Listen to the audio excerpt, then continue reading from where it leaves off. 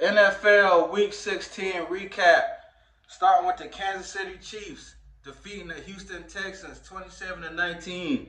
And the big storyline going into this game was Patrick Mahomes' ankle injury and how much it would affect him in this game. It didn't affect him at all. You know, a lot of people starting to say that it's BS. Mahomes wasn't really injured because he looked 100% healthy and he ran the ball fine.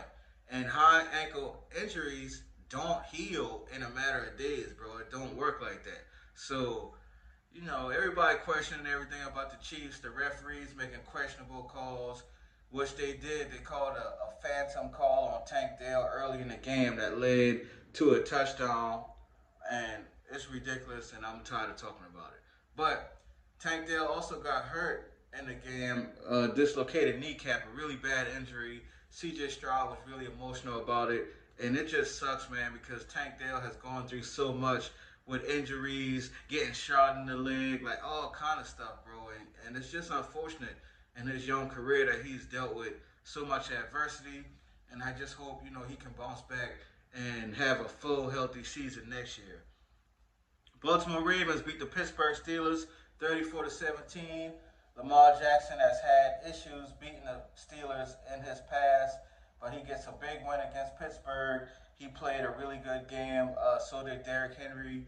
And Baltimore, you know, they gave themselves a shot now of winning the AFC North. They need some help moving forward, but they gave themselves a chance by beating Pittsburgh. The Lions beat the Bears 34-17, and David Montgomery didn't play, so this is one of the first times we get to see Jahmyr Gibbs have a workload, you know, as the workhorse back. And he produced, of course. That dude's electric.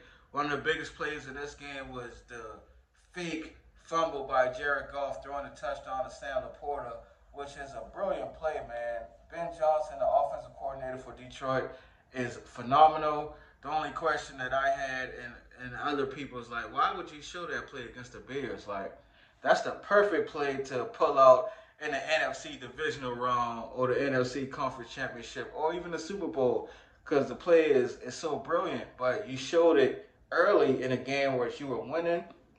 Doesn't make sense, but I'm not tripping over it because the Lions, they so good at what they do, they probably got more in store. The Rams beat the Jets 19-9.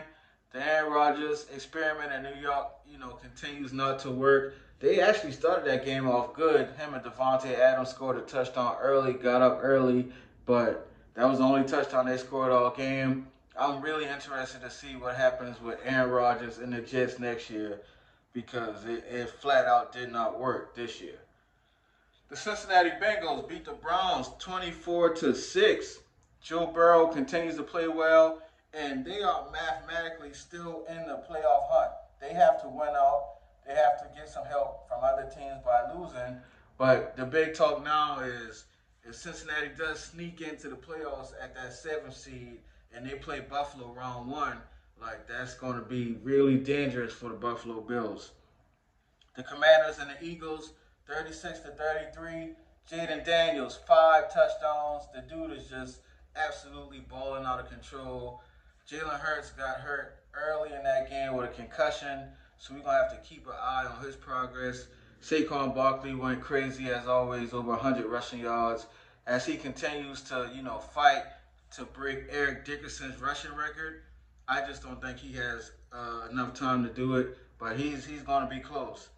Vikings beat the Seahawks 27-24. Bills beat the Patriots 24-21. Packers get the first shutout of the season, beating the Saints on Monday Night Football 34-0. And the Dolphins beat the 49ers 29-17. The Super Bowl hangover is real. The 49ers are eliminated from playoff contention.